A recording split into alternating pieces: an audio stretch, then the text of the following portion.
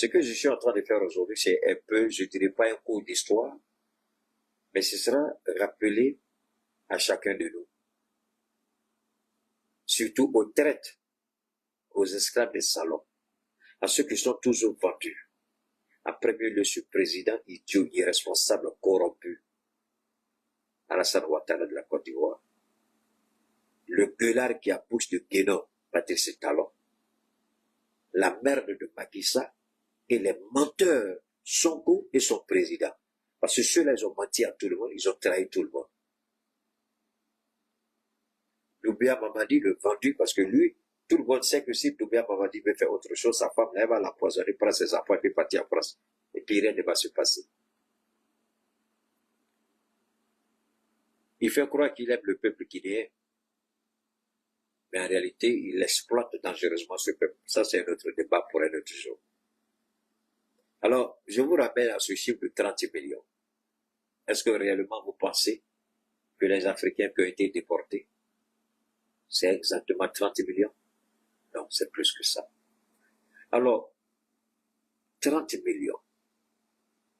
C'est nous qui avons rendu riches les planteurs, ceux qui avaient le coton, la canne à sucre et toutes ces plantations qui ont fait de l'Amérique ce qu'elle est. Ce sont les Africains. Ce n'est pas terminé. C'est l'argent de la vente des esclaves qui a permis à l'Europe de connaître un niveau de développement. Ce sont les Africains vendus qui ont permis de financer leurs infrastructures, leurs moteurs de développement. Alors aujourd'hui, ces Africains-là, on nous ramène toujours en arrière. Ils sont pauvres. Ils sont pauvres. Ils sont pauvres. Je n'ai jamais vu la France dire aide au développement à l'Allemagne. Je n'ai jamais vu l'Italie recevoir l'aide au développement de la Grande-Bretagne. Je n'ai jamais vu l'Espagne recevoir l'aide au développement des États-Unis. Pourquoi c'est difficile pour nos présidents de sortir de cette perfidie morale et politique, cette dégradation? Pourquoi c'est compliqué pour eux de dire nous ne sommes pas pauvres? Est-ce que c'est compliqué? Ici, nous sommes sur TikTok et là, nous sommes sur Facebook. Nous allons réfléchir ensemble. Nous allons réfléchir ensemble. Alors, commençons à réfléchir ensemble. La traite négrière, ce qu'on appelait le commerce triangulaire. On est venu prendre les Africains, on allait les vendre. D'abord, je voudrais vous amener à réfléchir sur les avantages qu'ils ont tirés de la traite négrière, qui n'a pas commencé un jour et puis prendre fin le lendemain. Non. Vous avez vu beaucoup d'acteurs américains, beaucoup de chanteurs américains ont décidé de rechercher leurs origines. Il y a plein qui se sont retrouvés au Ghana, qui ont retrouvé leurs origines au Ghana. Quand j'ai parlé d'ADN maléfice là, voilà, donc par rapport à leur ADN, eux n'ont pas d'ADN maléfice, mais je parle de ceux que vous connaissez, d'accord? Alors, ils ont recherché leurs origines. Il y en a qui se sont retrouvés au Ghana. On a même vu Rihanna aussi qui a cherché ses origines. Il y a plein. Il y en a aussi qui se sont retrouvés au Cameroun, qui se sont retrouvés au Gabon. Il y en a qui continuent de se rechercher. Et certains même ont décidé de venir s'installer définitivement en Afrique.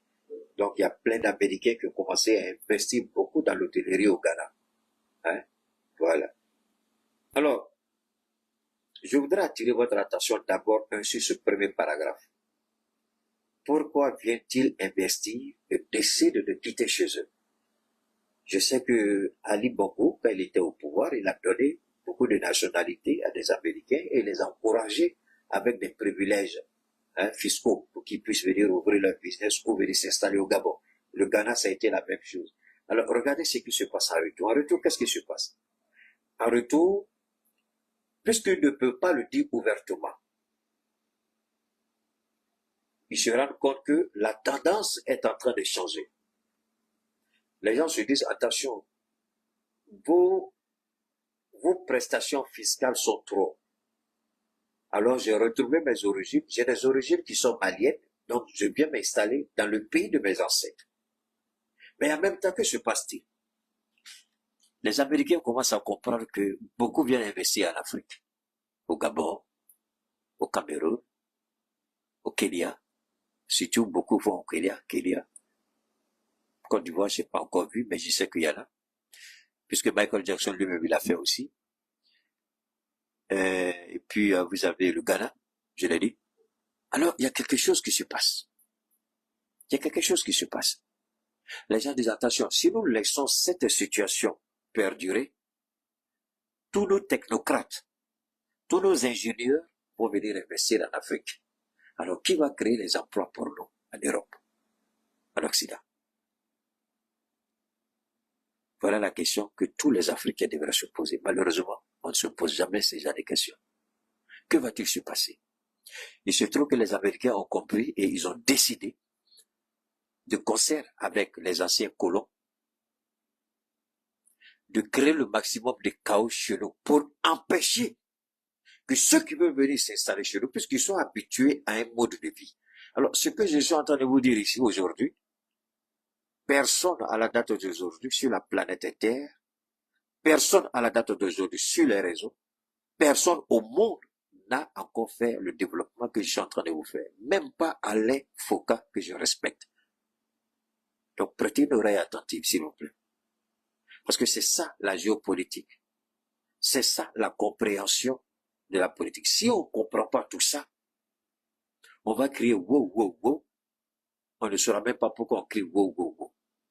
Mais on crie wow, wow, wow parce qu'on a vu quelque chose. Si vous ne faites pas attention à ce que je dis, parce que très souvent je dis, quand moi-même, mais je reçois quand même des appels et des messages que les gens me disent souvent, Keïta, tu mets la barre beaucoup trop haute, beaucoup trop en avance sur ton temps. J'ai dit, ben, quand Dieu me donne, je ne fais pas de la rétention. Je donne. Si je suis en avance sur mon temps, ceux qui viendront après nous auront à manipuler Facebook, TikTok, YouTube. Ils trouveront ce que je dis. Ils diront peut-être à mes arrière et petits-enfants, mais votre grand-père là, il était vraiment en avance sur son temps. Il a compris toutes ces choses des années en avant que ça s'applique. Alors prêtez une oreille attentive.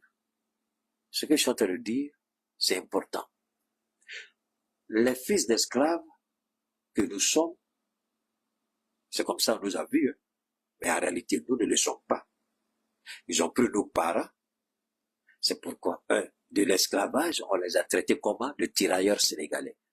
Tous ces concepts-là, si vous les oubliez, c'est que, franchement, ce sera déplorable. En ce qui me concerne, je serai énormément déçu. Parce que tout le temps que je viens, je dépense suffisamment d'argent pour apporter des informations. C'est pour que chacun essaie de comprendre. Pas les idiots, là. Les gens qui ont les ADN maléfices, là, je ne parle pas d'eux. Vous savez, c'est devenu dans mon langage déjà, ADN maléfiques. Ils sont là, hein. Ils seront toujours là, les esclavistes, alors, réfléchissons un peu encore. On dit que nous sommes pauvres. D'accord. On nous a vendus comme esclaves, ne l'oubliez jamais. On nous a colonisés, ne l'oubliez jamais. Et on continue de nous voler. Alors maintenant, ils ont mis des institutions. Je vous en prie, à cause de Dieu, écoutez. Je dis jamais, écoutez comme ça. C'est rare que je dise. Et quand je dis ça, c'est qu'il y a quelque chose qui est sur le point de se passer. Pas pendant mon direct, mais observez. Quelque chose est sur le point de se passer. Dans le monde, hein, je dis. C'est dans mon petit salon ici chez moi, dans mon petit studio que j'ai créé chez moi, que moi j'envoie l'info. Celui qui veut qu'il le écoute, celui qui veut qu'il le rejette. Moi je m'en fous éperdument. Je reçois, je donne, c'est tout. Alors, après la traite négrière que nous avons appelée le commerce triangulaire, où officiellement on parle de 30 millions d'Africains déportés, c'est faux. Le chiffre tourne autour de 100 millions d'Africains. C'est pour éviter le scandale qu'ils ont des 30 millions. Donc, quand vous regardez ce qu'on a appelé l'extermination des Juifs, ça fait beaucoup de bruit. Hitler, pour eux, était l'ennemi à abattre. Mais qu'est-ce que Hitler a fait de différent que eux, ils n'ont pas fait chez nous? Que chacun aille réfléchir. On veut nous amener à voir Hitler comme un diable et un démon. Peu importe, c'est leur conception, c'est leur narratif.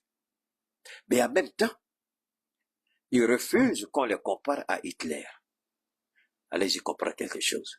Ce qu'ils ont fait, est-ce que Hitler nous l'a fait? Est-ce que j'oblige quelqu'un à me croire? Pas du tout. Est-ce que quelqu'un doit me croire? Je m'en fous, il perd de moi. Mais allez-y chercher la vérité si je suis dans le faux. Ce qu'ils ont fait est pire que ce que Hitler a fait. Parce que au moins, Hitler se battait pour une cause à laquelle il croyait. Et il n'a pas caché ses intentions et ses ambitions. Mais eux, ils sont venus avec le nom de Dieu. Ils sont venus avec leur Bible. Ils sont venus avec les cigares. Ils sont venus avec les alcools. On a vu ce qu'ils ont fait. Hitler, est-ce que Hitler violait les femmes juives? Parce que l'Allemand se trouvait tellement propre qu'il pensait inconcevable d'aller avec une juive. Mais qu'est-ce qu'ils ont fait avec nos belles filles, avec nos belles femmes, enfin à l'époque? Ils les ont violées. Ils les ont utilisées comme leur chose. Qu'est-ce qu'ils ont fait qui est différent de ce que Hitler a fait? Quand vous le voulez, ça c'est une vérité qu'on nous cache. Mais regardez encore le pire du comble. On nous a pris encore pour aller combattre le même Hitler qu'ils ont caricaturé comme le démon, le diable. Mais eux, ce qu'ils nous ont fait, qui s'est battu pour nous? Montrez-moi un seul président de leur pays, de l'Occident, qui s'est battu pour nous. Lequel? Vous en connaissez un? Donnez-moi un seul nom. Qui s'est battu pour nous? Non. Ils se sont réunis. Ils ont divisé notre continent comme un gâteau entre eux. Qui a défendu notre cause?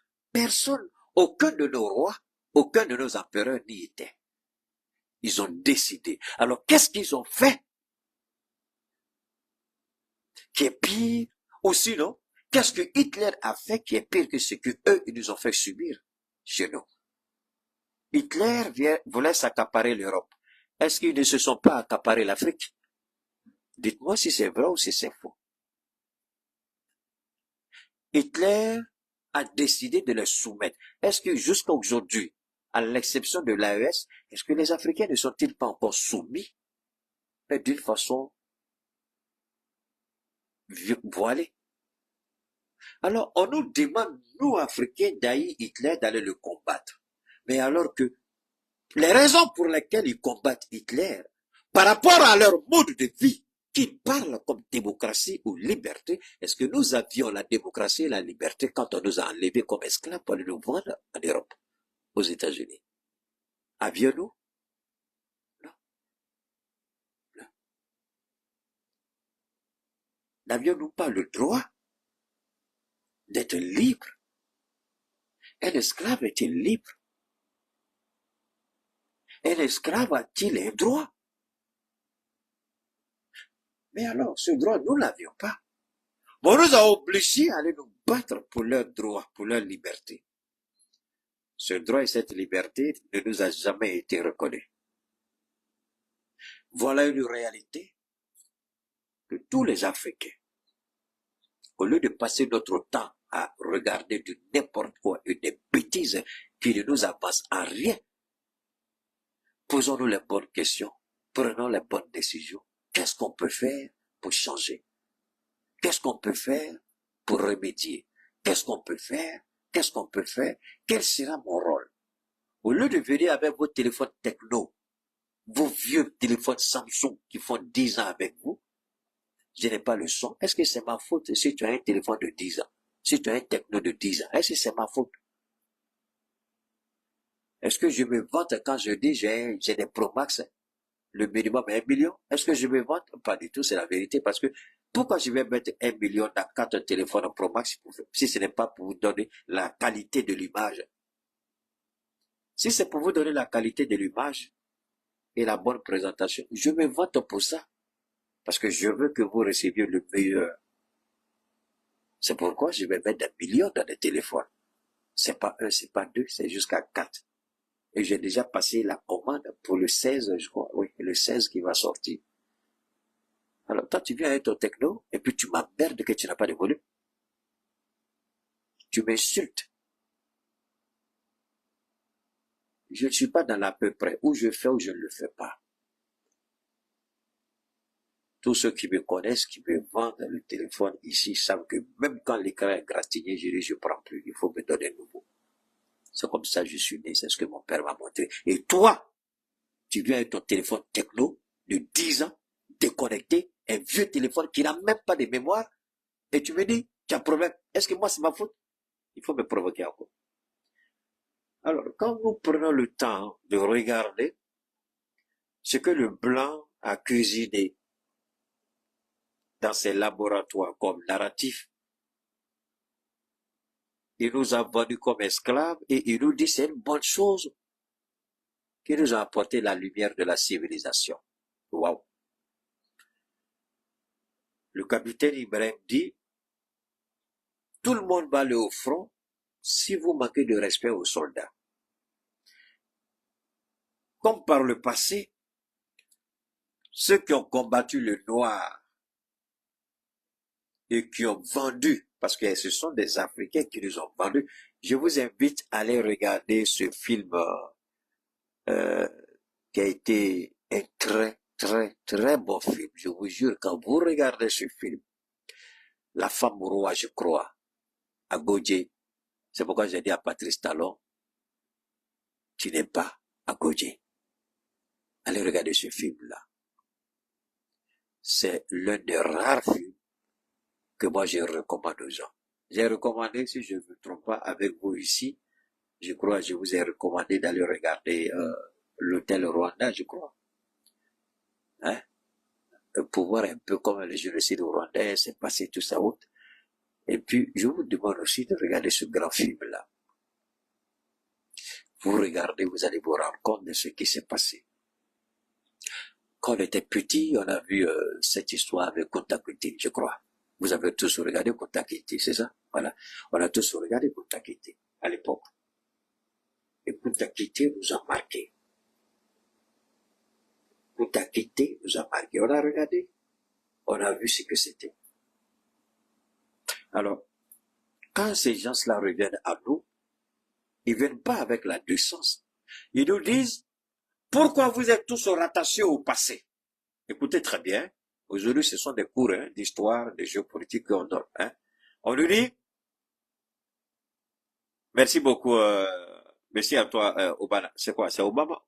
Obama? Okay, merci à toi, alias Obama. Il dit ça sur YouTube, vous pouvez regarder. Alors, regardez très bien ce qu'ils disent. Et ça, c'est Macron. Ils disent, lui, il est décomplexé par rapport à la colonisation. Alors, pourquoi les Africains sont-ils rattachés toujours à la colonisation, Il faut sortir de la colonisation. Que les Africains qui sont là n'ont même pas vécu cette étape de la colonisation. Waouh, waouh, waouh. L'histoire est l'âme d'un peuple. Je répète, l'histoire est l'âme d'un peuple. Un peuple sans histoire est un peuple qui n'a aucune âme. Alors, si vous n'avez pas d'âme, vous ne vivez pas. Vous êtes déterminé à périr en enfer. L'âme d'un peuple, c'est son histoire. Et on nous dit pourquoi nous voulons chaque fois regarder notre histoire. Ce n'est pas que nous sommes des défaitistes, mais non, on veut regarder les erreurs que nos parents ont commises. On veut regarder ce que vous avez fait. pour voir comment vous gérez. Si nous refusons de regarder notre histoire et de tirer toutes les leçons de notre histoire, nous serons encore des esclaves entre vos mains. Et c'est eux qui nous disent, pourquoi? Alors que eux-mêmes célèbrent leur histoire. Ils ont des musées, pourquoi? Quel est le sens d'avoir un musée si ce n'est pas pour y garder des vestiges de l'histoire? Pourquoi ont-ils des musées à coût de centaines et des centaines de millions d'euros, de dollars et autres? Pourquoi? Pourquoi ont-ils des musées? Et nous, on nous dit, oubliez votre passé colonial.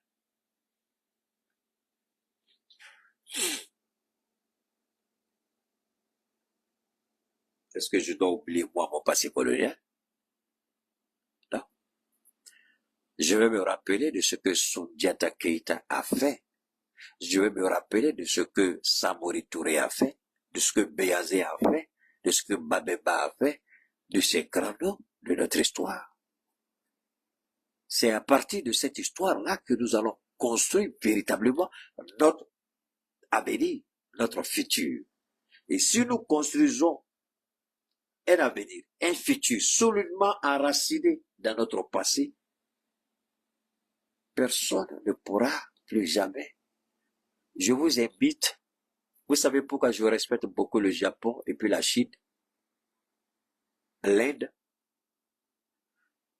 Je vous invite, si vous avez les moyens, un jour, faites un tour au Japon et en Chine. C'est le conseil que je vous donne. Si vous ne voulez pas partir, c'est pas un problème. Vous pouvez vous informer autrement. Vous regardez les documentaires, pas forcément les films, mais les documentaires sur la Chine et le Japon. Comment ces pays qui sont projetés dans le futur sont solidement enracinés dans leur histoire.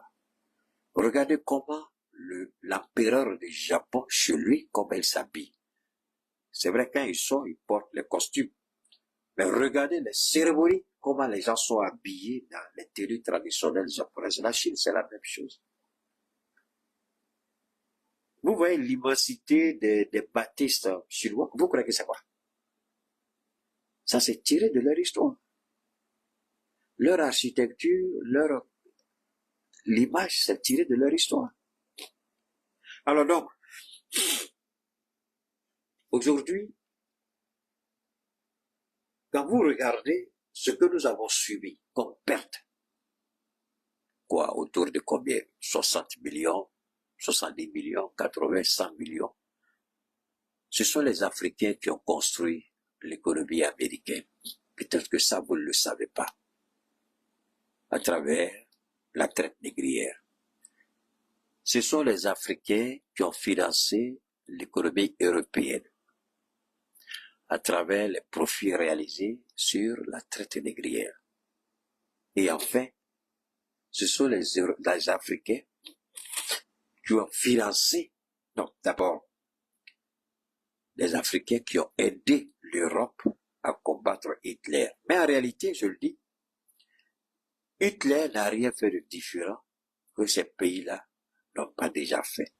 Alors, vous regardez un peu, on focalise l'action d'Hitler sur les Juifs, sur la France, sur l'Italie, mais on refuse de reconnaître le même droit aux Africains. Alors, quand vous écoutez cette merde, ce président fait des bâtards d'Emmanuel Macron, avec l'ADN maléfiste, regardez bien ce qui se passe. On nous présente, je vous en prie, on nous présente un cliché. Hitler a commis l'abomination en Europe. Mais est-ce que ce que Hitler a tué en Europe, est-ce que ça vaut 30 millions? Est-ce que Hitler a tué 30 millions d'Européens?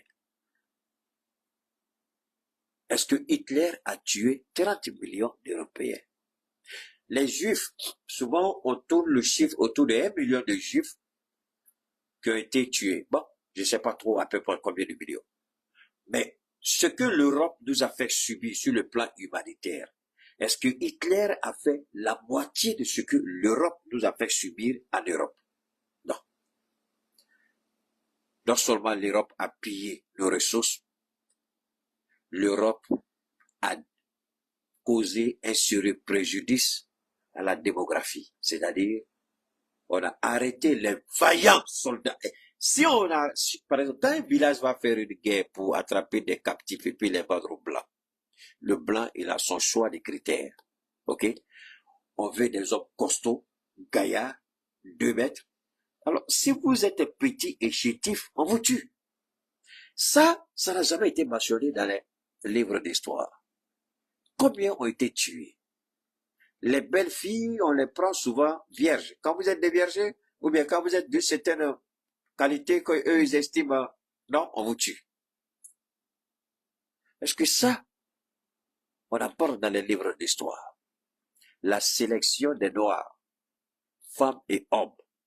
Alors souvent aussi, quand on vous amène le propriétaire, puisqu'il vous a acheté, vous êtes sa propriété, qu'est-ce qu'il fait? Il prend le plus gros costaud, et puis les jeunes filles, là, il va avec elles pour les enceinter, parce que dans son entendement, les enfants qui vont naître, eux aussi doivent devenir des esclaves. Est-ce qu'on a parlé de ça dans les livres d'histoire? Non. Alors, quand l'Européen vient nous faire la morale ici, ah, vous ne devez pas être avec les Allemands. Ah, vous ne devez pas, les Allemands viennent nous dire, ah, vous ne devez pas être avec Hitler. Je dis Hitler, ça frôlait. Poutine. L'Allemagne nazie, l'Allemagne qui a commis selon eux les pires abominations sous Adolf Hitler, cette Allemagne-là vient nous dire au Mali, au Burkina, au Niger, vous ne devez pas être avec les Russes. Est-ce que les Russes ont commis un génocide? Est-ce que les Russes ont colonisé un pays? Mais est-ce que eux ne devraient pas avoir honte de leur passé d'abord avant de vouloir nous imposer? Mais il y a des présidents idiots qui sont prêts à ouvrir les portes de leur palais. Talon, Biya, Ouattara, Diomaye Faye, Macky Sall est parti, mais bien d'autres présidents. On oublie vite, hein? On oublie le passé. On oublie très vite. On ne peut pas oublier ça.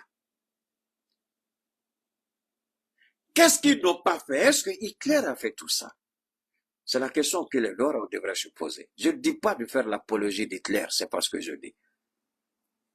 Est-ce que Hitler a fait quelque chose à son époque que eux, là, Européens qui sont, ils n'ont pas fait à l'Afrique? Ah, comme c'est l'Afrique, il faut balayer du revers de la main. Si c'est eux, il faut présenter au monde les abominations d'Hitler. Mais ce qu'ils ont fait en Afrique est pire que ce que Hitler a fait en Europe. En termes d'extermination de race, ils ont pratiquement vidé l'Afrique de ses bras valides. Est-ce qu'ils sont prêts à payer le prix pour ça? Ils ont volé des ressources. Est-ce qu'ils sont prêts à payer pour ça? Ils ont fait des coups d'État ici. Est-ce qu'ils sont prêts à payer? Parce que Hitler a enlevé des présidents pour mettre ses hommes. Et c'est pas dans tous les pays qu'il a fait. Mais combien de présidents ils ont tués en Afrique ici par les coups d'État? Ce que je voudrais que vous reteniez dans un premier temps, c'est pas tous les jours que nos présidents, Koïta, Ibrahim et Tiani viendront vous parler. Le général Tiani et son frère Ibrahim sont très forts dans les rappels des faits historiques. Pour comprendre la démarche de l'AES et soutenir nos présidents, il est bon de temps en temps que nous puissions faire un bond en arrière et comprendre ce qui se joue. Vous devez comprendre. Ce qui se joue, ce n'est pas la volonté d'un chef d'État ou de la volonté de 3 chefs d'État. Ce qui se joue, c'est la rectification de l'histoire. Je répète, c'est la rectification de l'histoire. Je ne parle pas de la rectification qui est dans la bouche de notre premier ministre Choguel. Non, non, non. Non. Moi, je parle de la rectification de l'histoire. L'AES est en train de rectifier l'histoire. L'histoire falsifiée, l'histoire tronquée, l'histoire manipulée par des récits fallacieux, inexacts.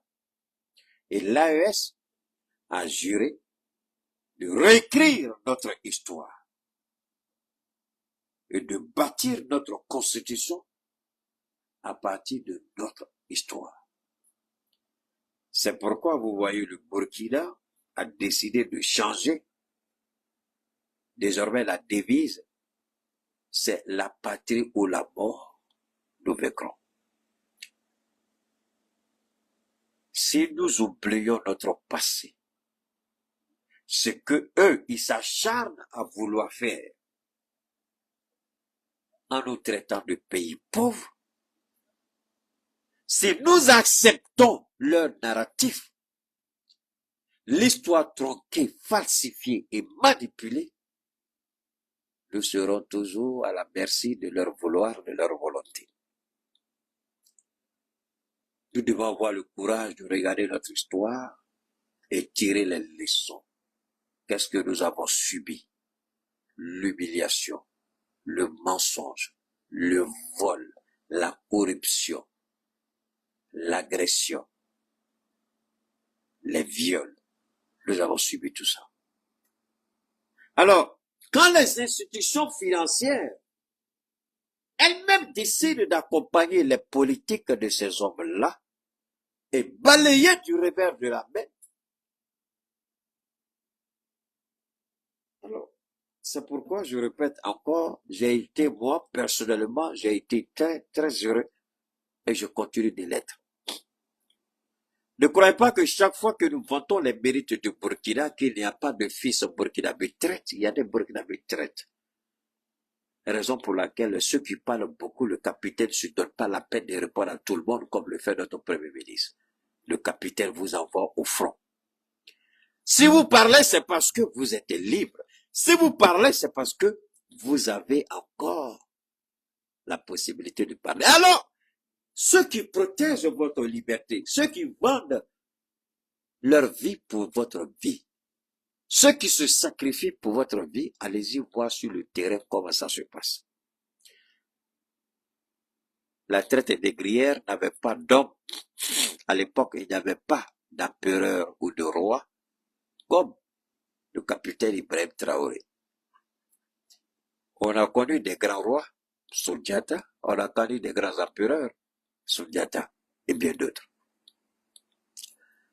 Mais Ibrahim ne perd plus son temps. Vous critiquez, vous parlez mal, c'est enfant de quelqu'un qui va mourir au front. Portez la tenue, 3 mois de formation, on vous met sur le terrain. Pour que vous viviez la réalité du terrain. Il y avait un jeune là qui s'est déjà activiste qui racontait sa petite vie manipulée par la France. Il racontait woyo waya, woyo waya, woyo waya. Alors vous savez ce qui s'est passé? Ils sont allés le prendre un bon matin chez lui à la maison. Quand il allait sur le front, il a vu comment les soldats burkinabés menaient le combat.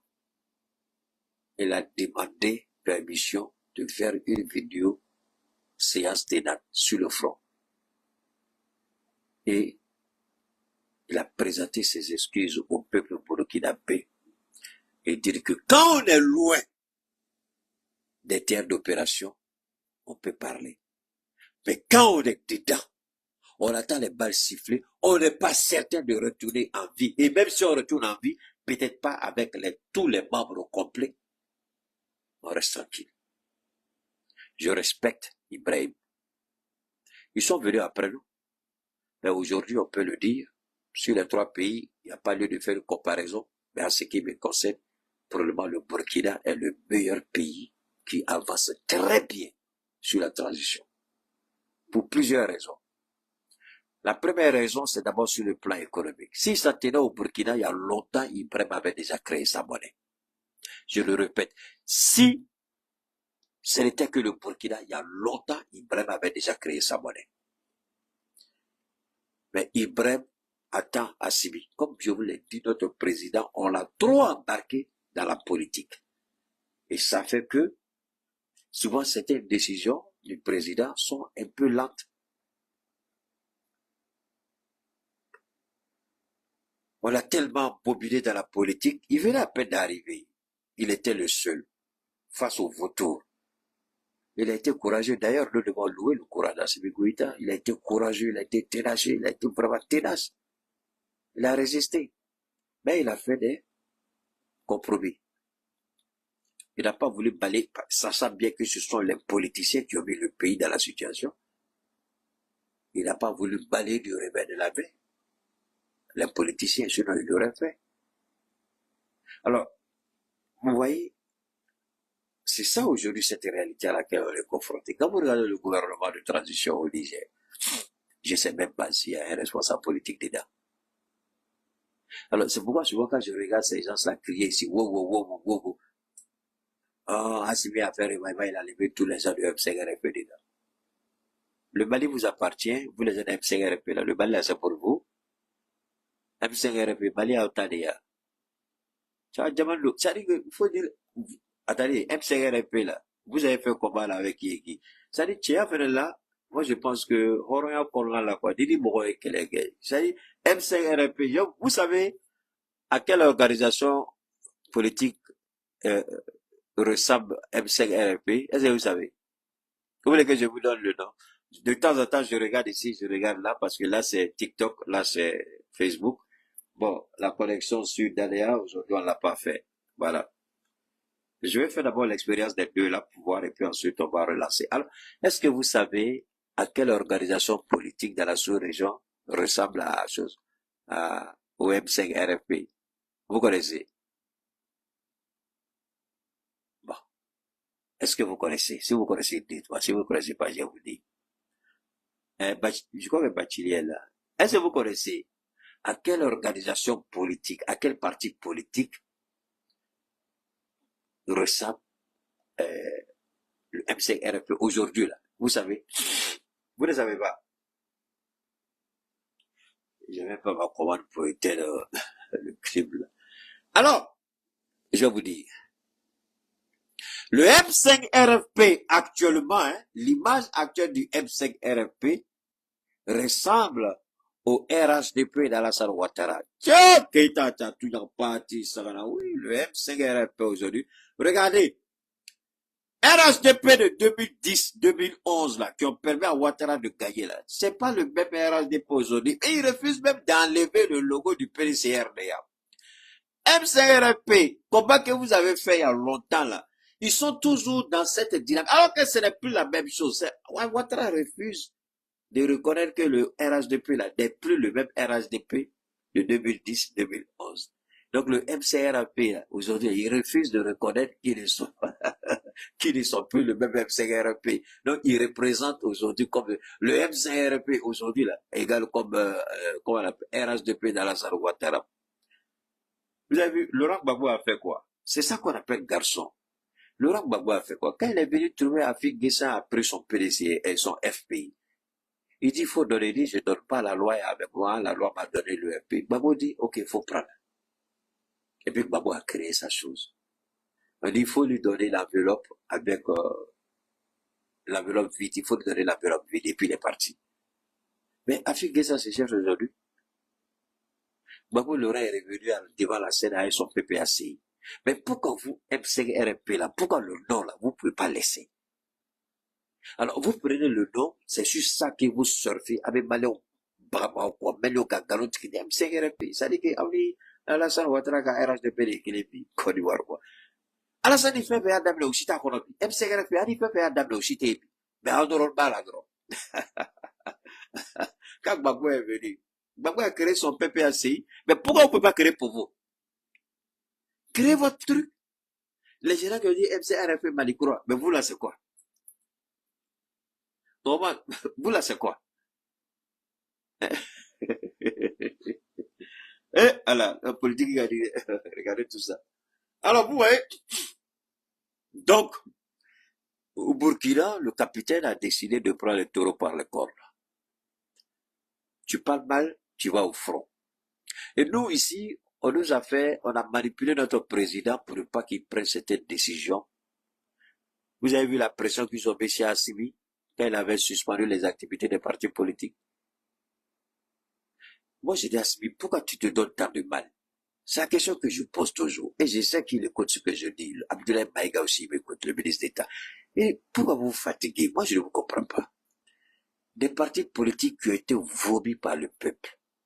Des partis politiques qui n'ont aucune légitimité en face du peuple malien. Pourquoi vous perdez le temps à leur accorder des valeurs qu'ils n'ont plus? Je ne dis pas qu'il n'y a pas des gens qui les suivent, ils sont suivis. Mais croire qu'ils ont la capacité qu'ils avaient à une certaine époque, c'est faux. Aujourd'hui, là, ce sont des coquilles vides, il faut les laisser. Aujourd'hui, ils sont même incapables de remplir une salle de 500 personnes. Et c'est vrai, ils sont incapables de... Donne-moi une seconde. Voilà. Donc, ils sont incapables, même ces partis politiques-là, de faire le plein d'une salle de 500 voire 1000 personnes. Alors, pourquoi c'est sur une population de combien de millions d'habitants? Vous n'êtes même pas en mesure de mobiliser 500 000 personnes. Pourquoi le gouvernement perdrait son temps à parlementer avec des partis comme vous? C'est une réalité. Et c'est la vérité. Même le MCRP de Premier ministre là, aujourd'hui, on ne peut même pas remplir une salle de 200 personnes. Alors, quand je dis la vérité, on les a vus ici, à l'ACI ici, on les a vus. Souvent, ils utilisent des symboles forts de l'État pour remplir des salles. Et même, ils n'ont pas convoqué. S'ils sont sûrs que c'est même F5RFP, là, si c'est le même qui a remplacé IBK, s'ils sont garçons, au nom de Dieu, je les mets au déficit, moi je vais payer la salle pour eux. Ils n'ont pas venir ici. La salle, palais des sports, là, de l'ACI, là. Et donc, quand ils vont faire seulement conférence de presse, faut pas utiliser le nom des FAMA, faut pas utiliser le nom d'Assimi Goïta, mais ils vont utiliser le nom de leur champion. Moi, je paye la salle pour eux. Wallahi, billah, ils ne pourront même pas 50 personnes dedans. Ils ne pourront même pas remplir la salle. On a qu'à arrêter certaines choses. S'ils veulent, ils n'ont pas parti. Ils n'auront même pas dedans. Ils ne pourront même pas mettre 100 personnes dedans. Ils ne pourront pas. C'est eux qui disent, wow, ils prennent les écoutes là. Ça, c'est les gens qui ne faut même pas écouter. Il faut continuer à la vie de la nation.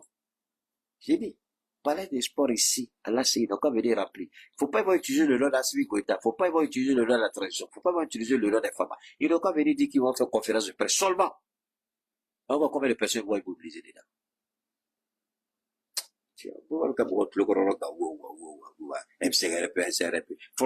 Ça, c'est tout des RHDP dans la salle Ouattara. Les partis qui lui ont donné le pouvoir, là, toujours c'est le logo, il a les logos des partis là sur le truc là, ils veulent pas, sur RHDP là, ils veulent pas enlever. On dit, ils ont fait procès, ils ont gagné d'enlever, mais lui refuse d'enlever. On dit, mais tu gagnes pourquoi? Parce que s'il enlève là, il va voir que le RHDP qu'il a, c'est un tonneau vide, c'est une enveloppe vide, il n'y a rien dedans.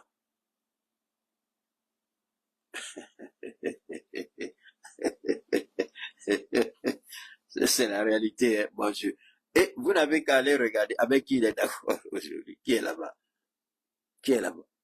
Avec les gens lui a donné un pays là, c'est pas tant de choses entre ses mains. Bon, lui-même, je l'ai pas, parce que mon meilleur ami, quand j'étais au lycée de Bonoukou, mon meilleur ami, c'est un des collaborateurs d'Afrique Guissa. C'est à cause de lui que je laisse Afrique Guissa. Et il sait très bien que c'est à cause de lui que je laisse Afrique Guissa. Parce que je lui ai dit, tant que tu es avec Afi, je vais le laisser. Mais sinon, ton gars là, je vais l'allumer, il va oublier la route de son bureau. Nous, on n'allume pas pour insulter, hein. Nous, on allume parce qu'il y a des réalités, parce qu'il y a un fait. Et les faits, on les étale devant tout le monde. Ce qu'on vient de faire là, est-ce qu'on a parti sur quelqu'un ici? Alors donc, ce que je voudrais demander à tout le monde ici, c'est de croire à nos autorités. Le rappel d'un certain nombre de faits. L'Europe a fait pire que Hitler. Je n'ai pas mis de titre, hein. Ceux qui viennent prendre mes interventions sur TikTok, YouTube, vous dites Keïta dit, Keïta Cheikh Oumar, l'Europe a fait pire que Adolf Hitler. Parce que ce que l'Europe nous a fait, quand nous allons revisiter l'histoire, et quand nous regardons l'histoire de l'Europe, on se rend compte qu'ils nous prennent pour des idiots, pour des imbéciles. Regardez comment eux-mêmes, chaque année, comment ils mettent en évidence la victoire qu'ils ont eue sur le nazisme. Regardez les parades militaires, regardez comment ils dépensent de l'argent, juste pour ne pas que le peuple européen oublie ce qu'il a vécu. Et c'est la France toujours qui fait cette commémoration-là. L'Allemagne, l'Italie, Portugal, Espagne, Hongrie, Roumanie, c'est la France qui fait ça toujours. Mais non seulement nous avons été vendus comme esclaves, on a pillé nos ressources, on a pillé notre économie. Nous avons été aussi sélectionnés de force. Voilà pourquoi on nous appelle tirailleurs sénégalais. Pour aller mener ce combat, cette guerre qui n'était pas notre guerre. Alors, est-ce que l'Europe pourra un jour dire, j'ai payé définitivement la facture salée de l'Afrique? Après avoir menti, l'Europe pense toujours, comme ce fut le cas quand nous étions des esclaves, comme ce fut le cas quand nous étions colonisés, comme ce fut le cas quand on nous imposait leur volonté. L'Europe pense toujours qu'elle a le droit de venir nous dire ce que nous devons. Vous n'avez jamais vu un dirigeant européen vers un autre dirigeant européen. Pourquoi tu es ami avec Poutine?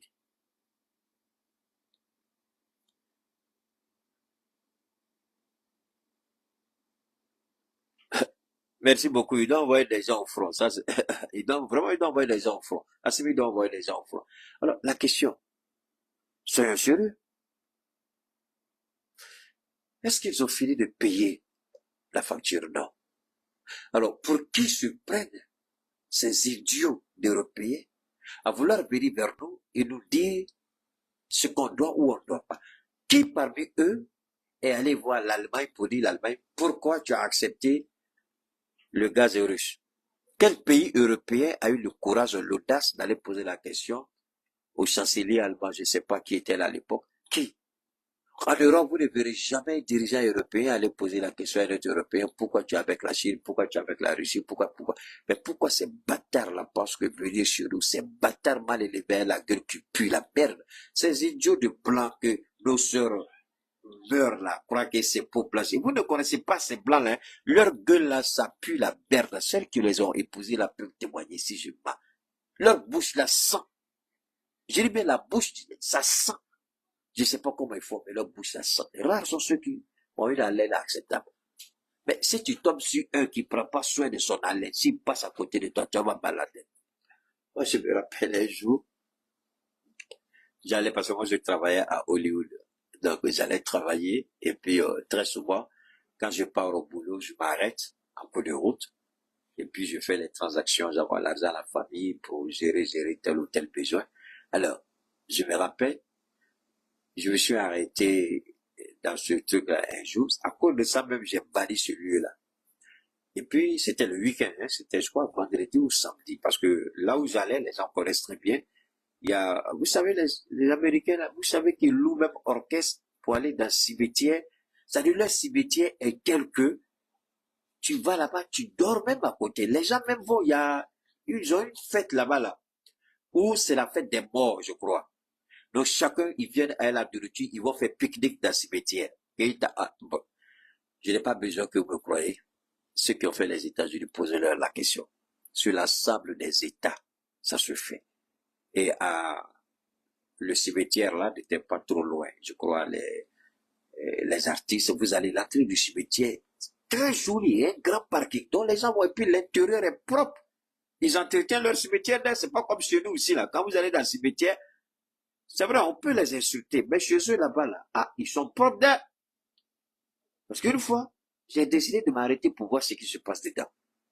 Mais les gens, ils arrivent avec des limos, ils sont bien habillés, et puis ils rentrent, hein, chacun va vers la tombe de son parent, et puis se mettent à parler. Tu es parti, voilà ce qui s'est passé l'année dernière, voilà ça, ton fils, ou bien ta petite fille, voilà ça, voilà. Et puis les gens commencent à parler, on dit à la petite fille, c'est ici surtout ton grand-père. Et puis elle est là, il grappe pas. Et puis ils s'amusent. À une certaine heure, ils rentrent. Ils vont là-bas. J'oublie le nom de la fête. Ils vont là-bas. Alors vous voyez ça dans les séries, d'accord? Ils vont là-bas. Moi, là, c'est pas dans le film. J'ai vécu ça. Et je voyais ça tout le temps. Il y en a même eux, c'est chaque fois qu'ils allaient, quoi. Surtout ceux qui ont perdu un être cher, ils vont chaque fois là-bas. Et c'est propre. Je dis, mais c'est propre. Alors, le gars, moi, j'attendais juste derrière pour la transaction. Et le gars, je crois qu'il était venu acheter des choses, il devait aller, je crois, au cimetière là. Quand le gars a ouvert sa bouche pour parler au gars qui était là, au tenancier, la police dit, ça fait combien? J'ai fait semblant de tout. Je suis sorti d'abord, j'ai mal à la tête. L'odeur de la bouche du gars m'a tué. Il dit, donc, c'est à cause de ça, la douceur là, sont en train de mourir blanc, blanc, blanc. Elles sont là, j'ai marié blanc, enfin, métis. Alors qu'elle vit là, comme elle vit le martyr, elles sont désolé aux deux sœurs, vous qui avez le mari. Désolé pour vous. C'est pas vous tout est. Mais en tout cas, vous qui dites blanc, blanc là, vous ne savez pas ce que vous demandez à Dieu. Vous ne savez pas la prière que vous faites à cause de Dieu, arrêtez ça, vous ne savez pas. C'est pas eux tous, hein. Moi, mes boss, par exemple, là, eux, en tout cas, je sais pas, c'est parce qu'on dirait que c'est quand tu as l'argent, tu prends soin vraiment de toi. Mais quand tu n'as pas l'argent, comme les ouyo là, même chez nous, si tu as l'argent, tu n'as pas l'argent, tu prends soin de toi. Mais là, chez eux là-bas, là, surtout les noirs là, c'est compliqué. Parce que eux, là, tellement ils fument la drogue, quand ils ouvrent leur gueule, là, même là, tu as envie de mourir. C'est ça, n'a pas leur gueule. Et c'est eux qui veulent lui donner des trucs. Moi, quand je regarde ça, je meurs, quoi. J'ai dit, mais attendez, monsieur le ministre, le gars blanc hein, qui vous avez pas là, vous n'avez pas senti sa bouche, et c'est lui là qui vous donne ordre, c'est ça que vous écoutez. Quand vous le voyez dans nos institutions, c'est eux qui donnent des ordres, vous le regardez. Tu dis, mais attends, pourquoi les gens... Hey, Dieu merci à Dieu. Parce que là, j'ai un papa qui m'a permis de comprendre beaucoup de choses. Très petit, j'allais avec lui dans beaucoup de coins. Et je l'ai vu comment il mettait les petits blancs. Mon père n'est jamais allé à l'école, mais il n'a jamais permis à un petit blanc de le foutre la merde. Mon père n'a jamais permis à un petit blanc de le foutre la merde. Il n'est pas allé à l'école. Mon père était autodidacte. Il parlait correctement le français. Mon père n'est jamais allé à l'école. Je vous ai jamais dit ça, mais c'est la première fois. Mon père était autodidacte. Et quand les petits blancs, quand il fait son boulot, puis il vient, parce que eux, ils avaient toujours leurs propres entreprises, mais quand c'est la boîte de mon père qui était choisie, par exemple, pour exécuter des boulots par rapport à l'État, les petits blancs étaient sur le dos de mon papa. Un jour, il a appelé un, il dit, avant que je finisse mon chantier, je suis le patron ici. Si je te vois encore dans mon chantier là, je vais te casser la gueule. Le gars, là, il dit au grand patron, le grand patron lui a dit, hey, pour les monsieur qui est attaqué, si tu as un problème, dis-moi, moi, je vais aller lui parler.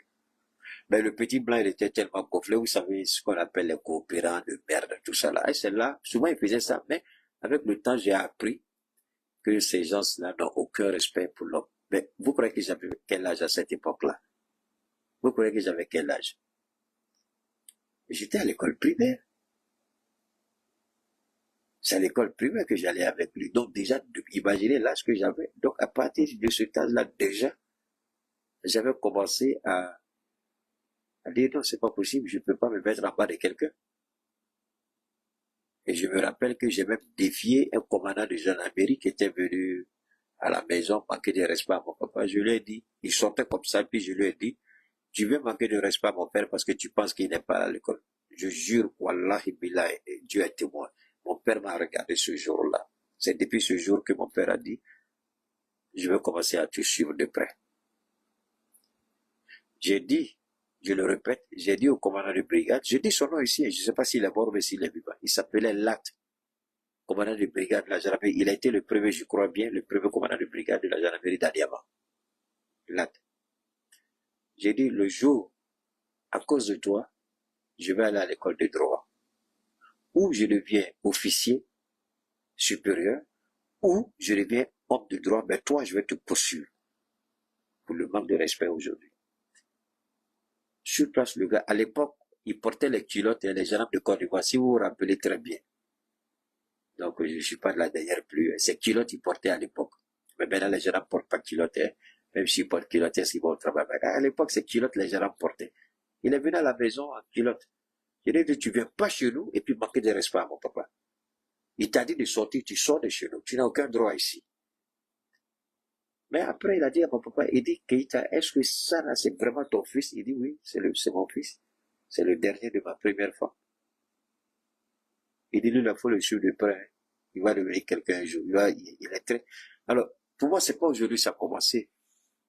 pour les gens qui ont ADN maléfice là, pour moi, ce n'est pas aujourd'hui ça a commencé, c'est depuis bien longtemps. Parce que je ne peux pas accepter une domination sous quelque forme que ce soit. C'est pourquoi aujourd'hui j'ai pris le temps d'abord qu'on réfléchisse sur un point. On nous a volé, on nous a menti, on nous a manipulés. La question qu'on doit se poser, c'est une question légitime. Alors pourquoi Hitler? Hitler tout simplement parce qu'il a été utilisé par ceux-là même, parce que selon eux, Hitler s'attaquait à leur mode de vie. C'est pas ça? C'est ce que Paul Biya a dit. Hein? C'est ce que Paul Biya a dit quand il lui a donné la parole. Vous n'avez pas écouté le discours de Paul Biya? Je vous fais écouter le discours de Paul Biya avant qu'on de clore ce truc-là. C'est ce que Paul Biya a dit. Mais pourtant, eux, ils se sont attaqués à notre mode de vie. Vous voyez, c'est ça qui est un peu rigolo chez certains Africains. Ceux-là, ils se sont attaqués à notre mode de vie. Ils ont essayé de détruire notre mode de vie. Ils se sont attaqués à notre mode de vie. Eux, ils disent, Hitler s'est attaqué à leur mode de vie, c'est pourquoi ils ont demandé aux tirailleurs de venir, enfin, ce qu'ils appellent tirailleurs, je crois bien, c'est, ils parlent de nous. Alors, je vous fais écouter ici. Ce n'est pas fini. Oh là là, j'avais même oublié ça. Il y a un monstre, il y a un visage, il y a un petit monstre que je vais vous montrer. Il y a un petit monstre. Alors, j'espère que vous allez pouvoir le reconnaître. Oh, c'est malheureux ici. Attendez. Donne-moi une seconde. J'espère que TikTok, ça peut aller. Bon, allez, regardez ici. Cette image, j'espère que vous allez pouvoir le reconnaître. D'abord ici. Regardez bien c'est qui là. Vous le voyez? Regardez sa gueule, hein. Voilà, TikTok, regardez-le. J'espère que TikTok, ça marche, hein. Vous savez c'est qui, non? Alors, ce gars, j'ai l'habitude de dire aux gens, c'est dans le pays des aveugles que le borgne roi. Celui-là, j'ai écouté une de ses interventions par rapport à mon jeune frère, le jeune conscient. Il a dit beaucoup de choses sur l'AES. Il a manqué de respect à nos présidents. Il a insulté nos présidents. Mais je vous montre là, d'abord le visage de la bêtise morale. Un homme qui a une gueule comme ça, un homme qui ressemble à Boubou, un homme qui, regardez-le bien, il sera le sujet. Nous, on ne vient pas insulter papa de quelqu'un. On ne va pas insulter maman de quelqu'un. On va juste démontrer la bêtise humaine de l'individu. Je suis pas pressé. On va pas l'insulter. Alors, ce sont ces... D'abord, moi j'ai l'habitude de dire, c'est pas toujours vérifié, mais j'ai l'habitude de dire que quand vous êtes laid extérieurement, c'est parce que Dieu sait qui vous êtes intérieurement. Donc, votre laideur intérieure, c'est ce qui se reflète sur votre laideur extérieure. Alors, quand on a quelqu'un comme ça, il y a beaucoup de choses à dire sur lui. Non pas parce que je suis contre lui. Si je me mets contre une telle personne, perdre mon temps, ce n'est pas lui qui a un problème, c'est que c'est moi qui ai un problème. Je n'ai même pas le temps de ces gens-là. Mais pourquoi je vais parler? Parce qu'il a dit quelque chose sur l'AES. Il nous a insultés quelque part. Donc il faut que je recadre la bêtise humaine, la perversion humaine, la décadence humaine et morale de ce petit-là.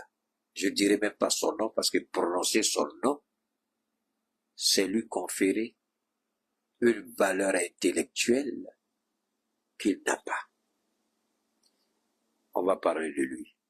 Ne vous en faites pas. Je prendrai le temps pour le dépêcher, le décortiquer et le déposer à la poubelle, là où est sa place, ou dans une jungle, là où est sa place. Parce que quand je vais le déposer à la jungle, je ne crois pas qu'il puisse encore retrouver la civilisation humaine. Je n'ai pas dit la civilisation occidentale, je dis la civilisation humaine. Vous allez le voir toujours sur les plateaux des télévisions où il travaille. Ça, c'est certain. Mais celui que j'ai déposé aux zoo ou dans la jungle, vous allez toujours le retrouver sur ces plateaux de télévision. Mais l'animal que j'ai déposé là-bas ne retrouvera plus jamais la place de l'AES pour parler quoi que ce soit.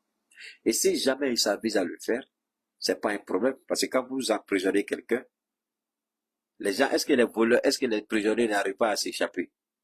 Les prisonniers arrivent à s'échapper. S'il s'échappe, je vais le chercher et puis je vais le reconduire encore dans la jungle. Donc chaque fois qu'il va s'échapper, je vais le ramener dans la jungle. Jusqu'à ce qu'il comprenne que sa place n'est pas au milieu des hommes, mais dans la jungle.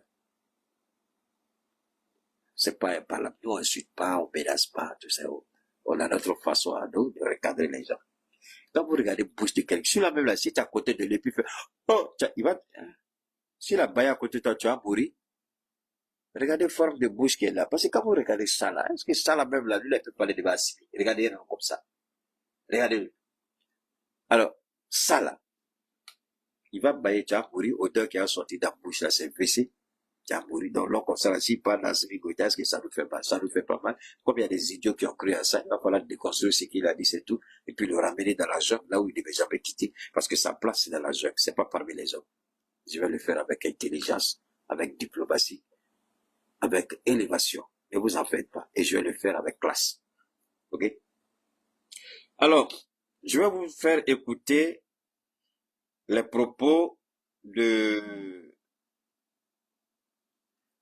Pourquoi je vous fais écouter ça? Paul Biya, c'est important. C'est important. Parce que aujourd'hui, c'est malheureux de voir que des Africains ont décidé. Ici, eux, ils parlent de leur mode de vie qui a été attaqué. Mais nous, Africains, on ne reconnaît pas qu'on avait un mode de vie. On ne reconnaît pas qu'on avait une histoire. On ne reconnaît pas qu'on avait une culture. Vous regardez le paradoxe. Pendant qu'on appelle des pays pour faire restitution des biens volés par l'Occident, vous avez vu le Bénin, des masques béninois ont été restitués. Je crois le Sénégal aussi, dans bien d'autres pays où on a commencé à restituer les biens volés. Alors, si vous avez volé ces biens, ça veut dire que nous avions et que nous avons un passé, une histoire, une culture.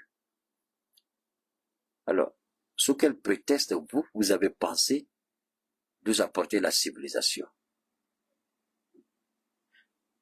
Et sur quel principe vous avez commis ces crimes?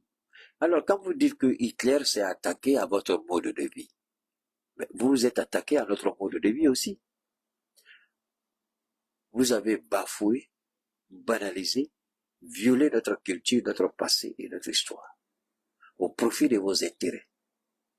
Parce que tout ce que vous avez fait n'a rien à voir avec la civilisation.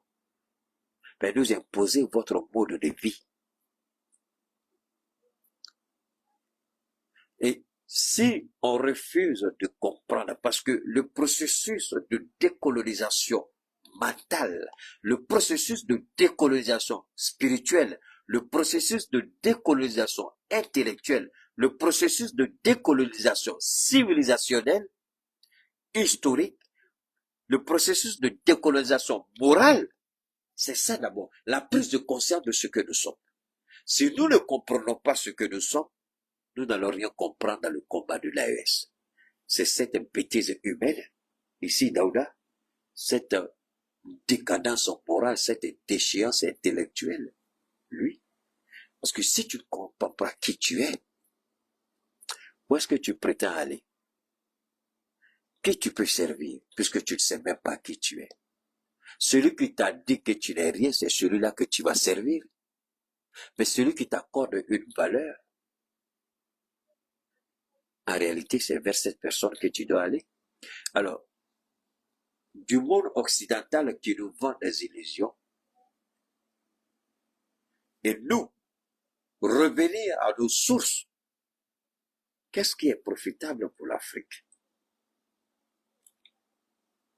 C'est la question que certains présidents, c'est la question à laquelle beaucoup de présidents africains doivent répondre. Et ceux qui ont trahi doivent répondre. Les esclaves des salons, les valets locaux.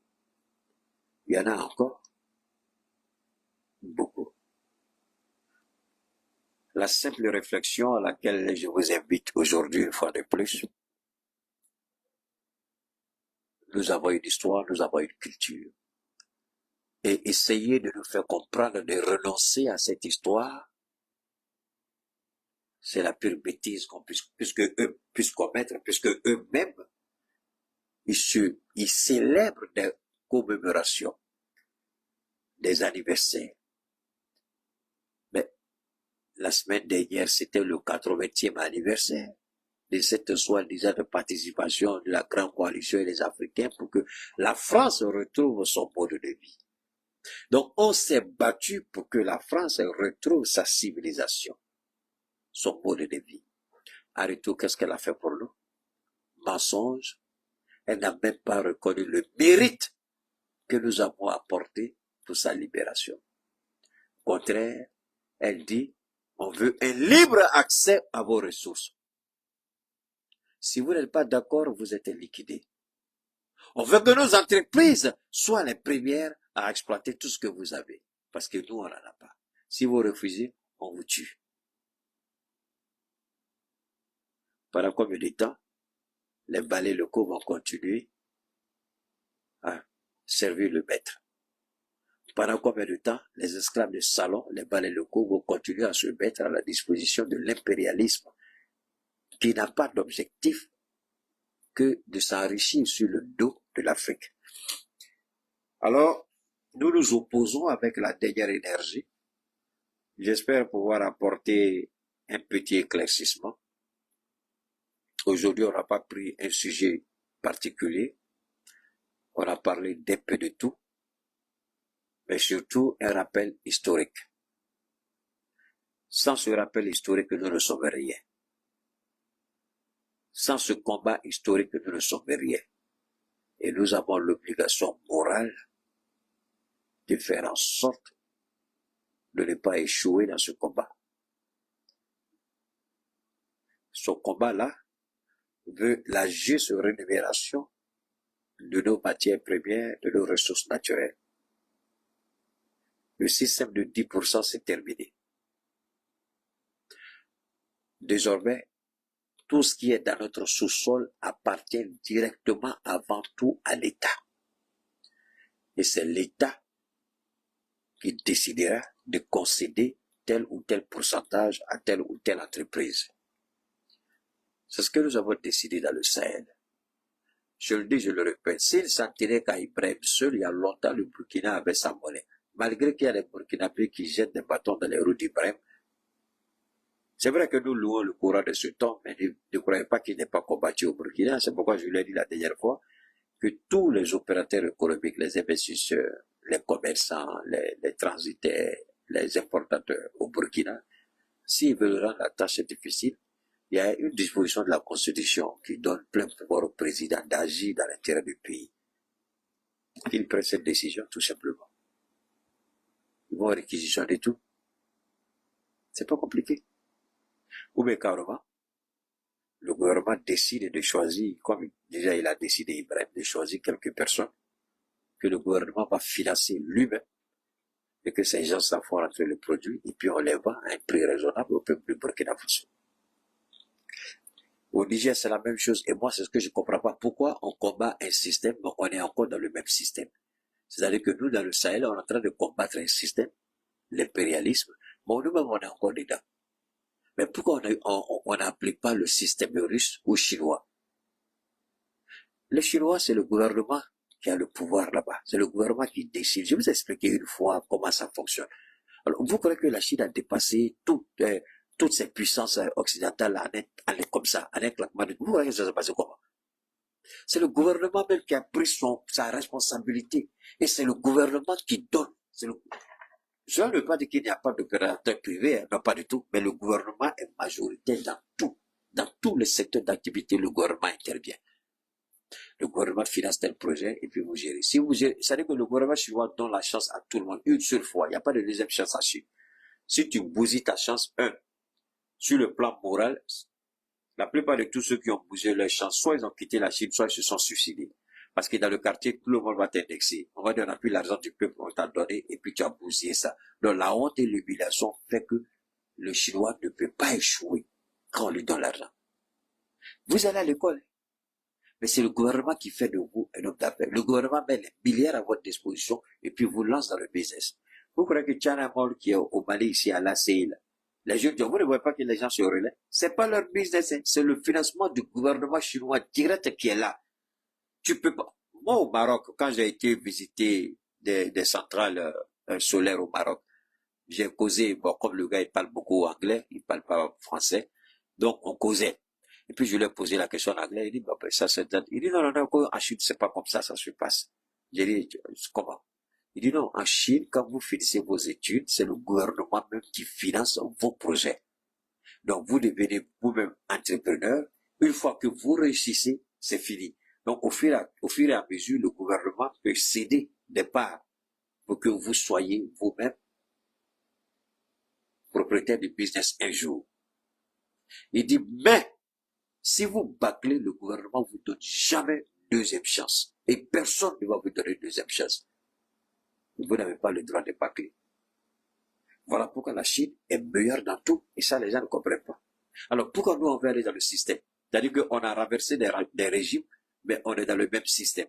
J'ai fait exprès pour faire ce direct-là. Ce n'est pas pour dénigrer nos présidents. Ce n'est pas pour dire qu'ils font mal, parce que moi, je suis convaincu que chaque fois que je parle, le capitaine agit. Vous n'avez qu'à regarder aujourd'hui, il y a une décision importante qui a été prise au Conseil des ministres. Désormais, le gouvernement sera impliqué dans la communication directement au Burkina. Désormais, le gouvernement même va gérer la communication au Burkina. Ça, c'est un pas que nous, on est dans la transition, ça fait 4 ans, on n'a pas compris ça. Ça fait mal de le dire, mais ce n'est pas la haine ou la jalousie. Moi, je dirais pas ça fait mal. Pour moi, c'est une fierté. Parce qu'il n'y a pas quelque chose que moi, Keïta, je vais dire, qui a un sens, qui mérite d'être appliqué comme programme que le capitaine ne demande pas qu'on regarde comment on peut l'implémenter. Et quand c'est faisable, appliquer. Regardez aujourd'hui de toutes les télévisions de l'AS, seul le Burkina reprend pratiquement toutes les communications des autres télévisions. Mais regardez chez nous. Regardez chez nous. Allez-y, regardez la RTB. La RTB ne fait plus d'émissions sans faire passer les trucs des passages clés de l'ERTM et de la RTN de Niger.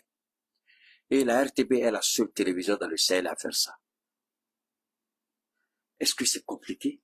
Non. C'est la volonté. Quand j'ai dit, notre directeur ici, il faut l'enlever, là. Vous croyez que je m'abuse?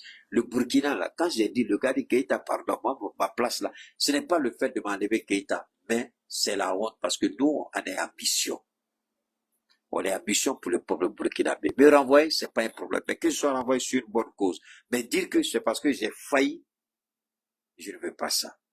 Et le Burkina dit Keïta, tant que tu dis quelque chose de bon, tu es comme une boussole pour nous. Quand c'est bon, nous on prend. C'est la réalité.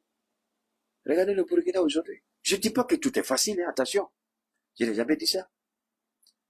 Je n'ai jamais dit ça. Mais ce qu'il faut comprendre, c'est que quelque chose d'extraordinaire est en train de se faire dans ce pays.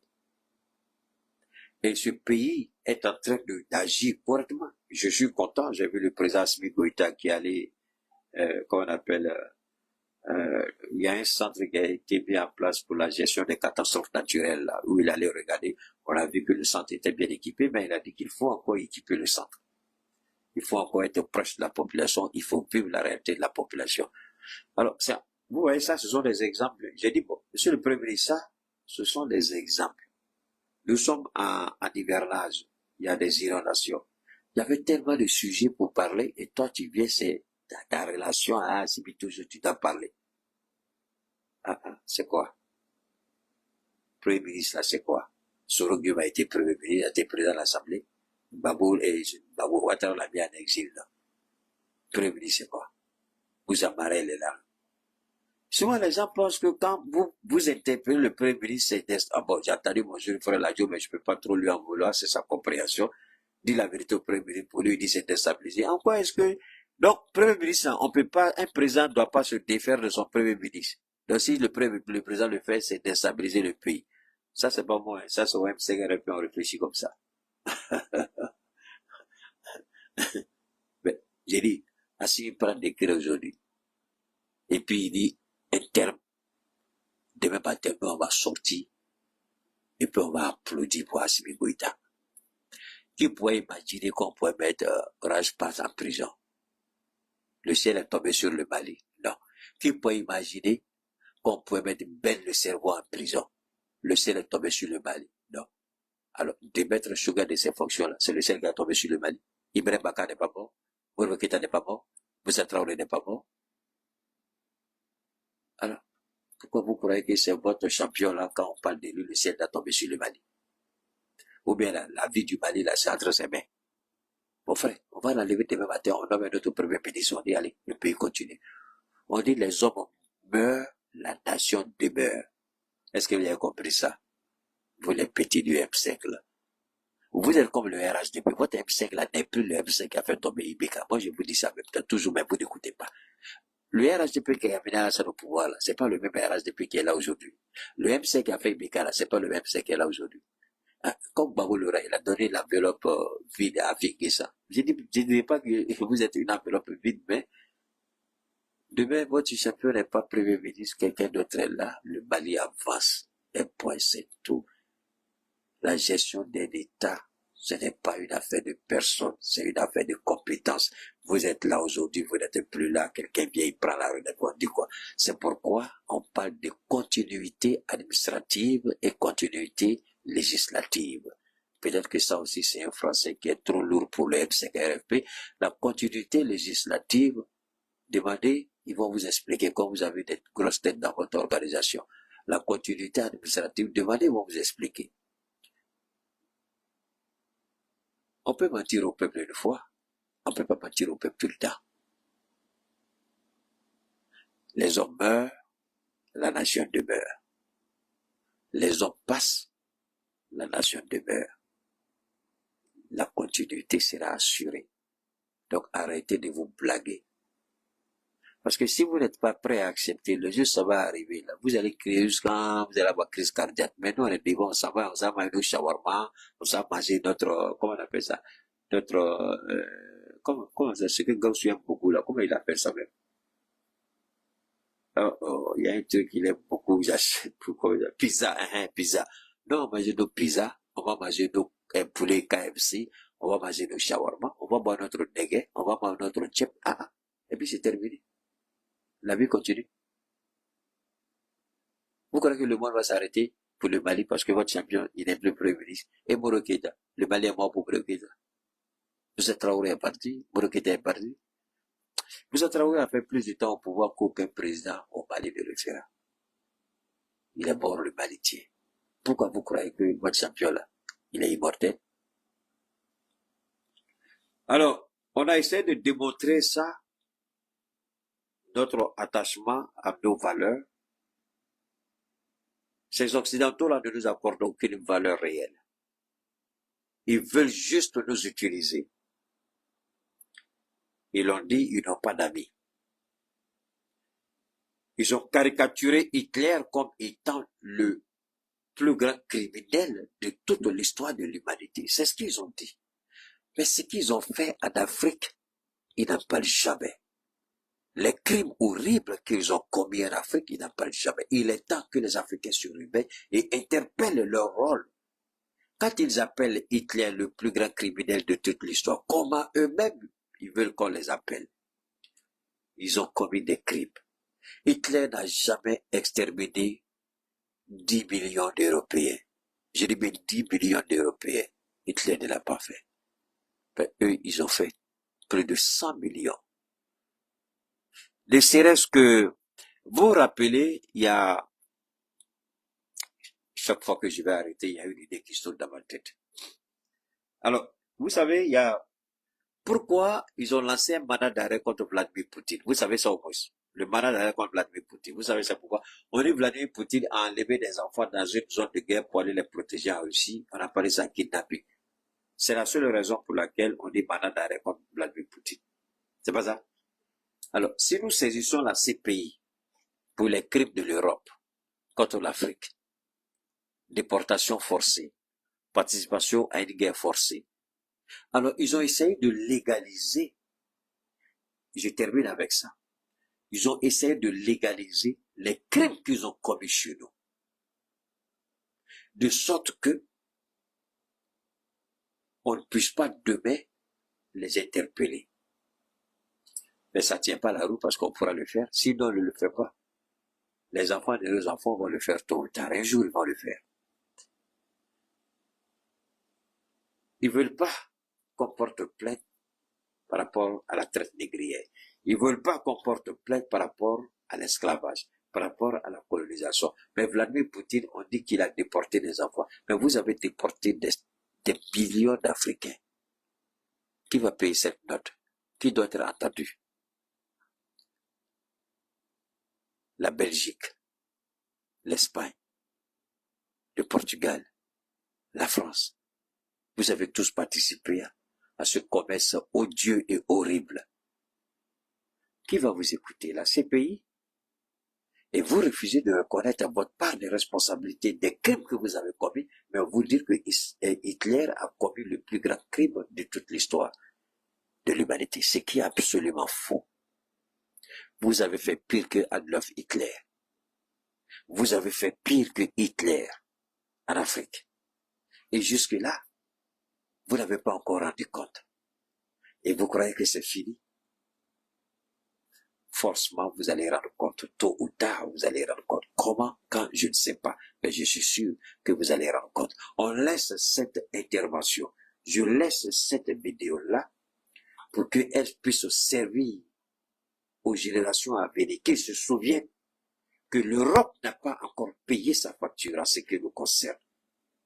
Elle nous a volé, elle nous a pillés, elle nous a humiliés, elle nous a battus. Alors quand l'AES se lève, et puis vous voulez attaquer l'AES, c'est l'AES qui aujourd'hui est en train de donner toute la dignité et toute la gloire à l'Afrique. Elle se lève pour dire non, trop c'est trop. Demain est un autre jour. On garde le contact, Inch'Allah, on se retrouve. D'ici là, portez-vous bien. Salam alaikum wa rahmatullahi wa barakatuh. À très bientôt.